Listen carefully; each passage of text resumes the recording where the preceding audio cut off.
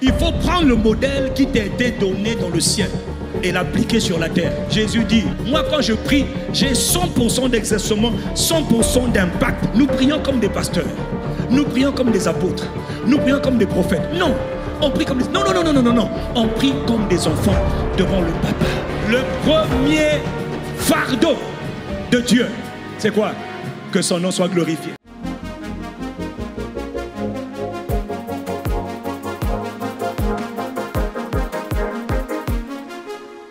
Et donc, lui, il va nous révéler ses fardeaux.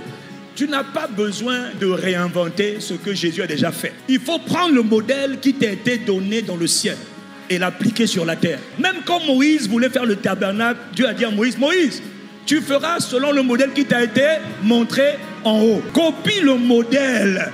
Mais quel est le modèle? Jésus dit, le modèle, je vais vous donner le modèle. Moi, quand je prie, j'ai 100% d'exercement, 100% d'impact, 100% d'accomplissement. Pourquoi? Jésus dit, moi j'applique le modèle. Le modèle, il nous le révèle dans Matthieu 6, versets 9 à 10. Voilà comment vous devez prier. Apprends-nous à prier. Il nous dit, quand vous priez, dites, notre Père qui est dans les cieux, honorez Dieu, rendez grâce à Dieu. Merci. Rendez grâce à Dieu, célébrez Dieu. Parce que vous ne priez pas, s'il vous plaît, vous ne priez pas l'Éternel. Je sais que ce n'est pas mauvais, mais on ne prie pas l'Éternel. Dans la Nouvelle Alliance, on prie le Père. Si tu ne comprends pas que tu pries le Père parce que le Père a fait de toi un enfant, je te dis que tu auras des problèmes. Même ta foi aura un problème. Or, c'est par la foi qu'on doit prier, c'est par la foi qu'on obtient les résultats. Un enfant, moi mon enfant, quand ils étaient encore tout bébés, mes enfants, dès que papa dit, j'achète les chocolats pour vous, les enfants ne réfléchissent même pas où papa va trouver l'argent. Les enfants savent, parce que le principe de la foi d'un enfant envers ses parents est très fort. Les enfants savent que qu'importe où il va trouver, à 20h, quand papa va rentrer, quand maman va rentrer, j'aurai mes chocolats. La foi d'un enfant. Quand vous priez, priez comme des enfants. Nous sommes trop patrons. Nous prions comme des pasteurs. Nous prions comme des apôtres. Nous prions comme des prophètes. Non, on prie comme des... Non. On prie comme des enfants devant le Papa, notre Père. Tu es notre Père. Nous sommes tes enfants. Nous ne sommes pas désavantagés. Tu as payé un grand prix. Le sang de ton Fils Jésus. Pour que nous là, nous devenions tes enfants. Je me présente devant le trône de la grâce. Et je t'invoque, toi notre Père. Père d'amour. Père de miséricorde. Père de grâce. Hey papa, reçois la gloire. Père de bonté, tu es un bon papa, tu es un bon Dieu. Tu es lent à la colère, tu es riche en miséricorde, tu es riche en compassion, tu es riche en bonté. Grand est ton nom parmi les nations. Père, je viens prier, mais je ne dis pas oh. Je sais que c'est pas mauvais de dire éternel, mais il y a une autre dimension. Bon, je ne sais pas, hein. Moi quand je prie papa, je n'ai aucun doute qu'il va exaucer. Tu sais pourquoi? Parce qu'il est notre Père. Et il a payé un grand prix. Il a souffert pour t'avoir comme son enfant par le sang de Jésus. Dis-moi Amen. Donc, tu pries Père, tu es papa.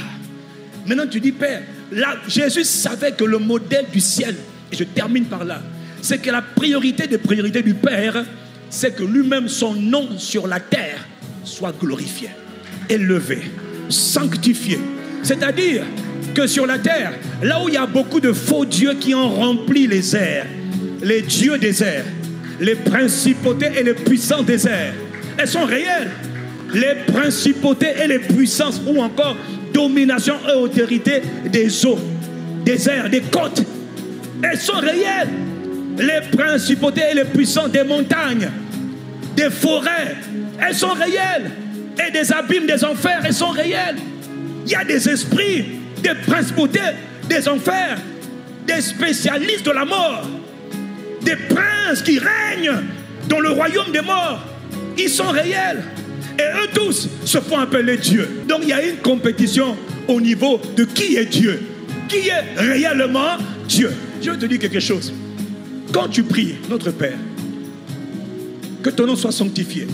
Comme Élie, il dit éternel. Est-ce que c'est sérieux? Ici, en Israël, il y a maintenant la bataille des dieux. Ils croient en Astarté, ils croient en Baal. Mais moi, je suis resté de ceux qui croient en l'Éternel. Il dit éternel, éternel. Les lots et les lots. Il faut qu'on sache qui est Dieu en Israël. Est-ce que c'est Astarté? Est-ce que c'est Baal? Ou est-ce que c'est l'Éternel? Père, je demande qu'aujourd'hui, tu te manifestes, que l'on sache que c'est toi qui es Dieu. Dans ma vie, que l'on sache que c'est toi qui es Dieu. Dans ma famille, que l'on sache que c'est toi qui es Dieu. Dans l'église, que l'on sache c'est toi qui es Dieu. Dans la ville de Kinshasa où il y a trop de puissance maléfique, Père, lève-toi, montre-leur qui est Dieu.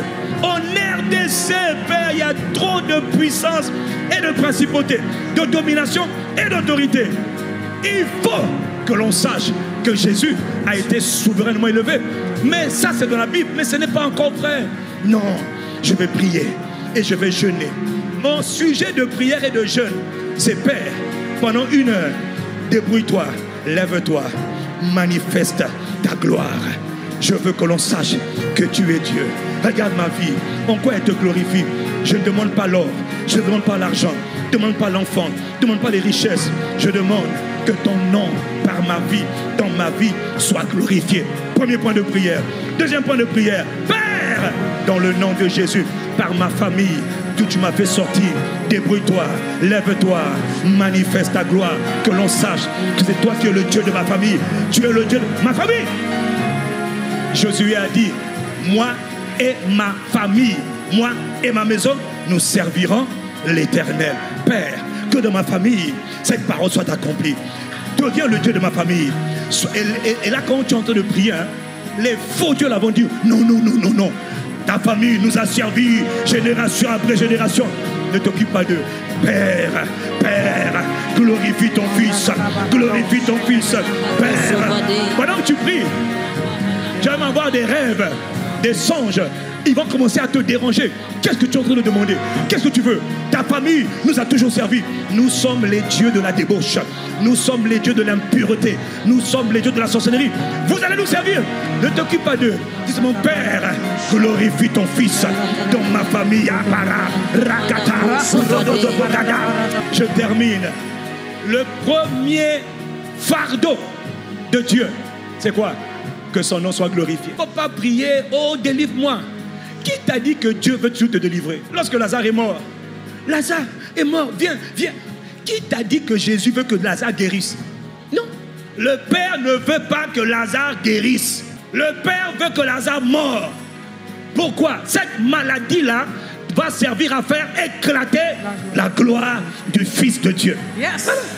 Donc ne dis pas, oh Père, délivre-moi. Non, dis mon Père, dans ce que je traverse, Père, glorifie ton nom.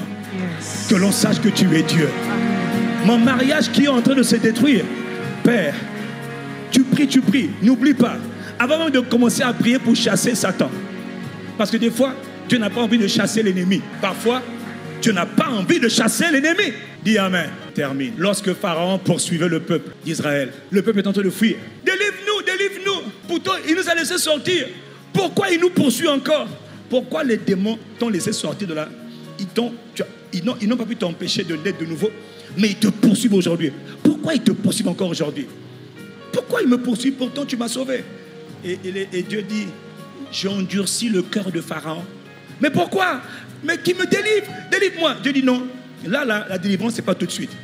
Je vais endurcir. Parfois, Dieu endurcit le cœur de tes ennemis. Pourquoi? En Exode 14, il dit, je vais endurcir le cœur de Pharaon et ses chars et ses cavaliers vont te poursuivre. Mais je vais faire éclater ma gloire. Il dit, et Pharaon et tes ennemis et tous les sorciers de ta région, de la famille, ils vont savoir que moi, je suis Jésus-Christ, ton sauveur, ton vengeur, ton rédempteur. Tu as raté une bonne occasion d'acclamer pour Jésus.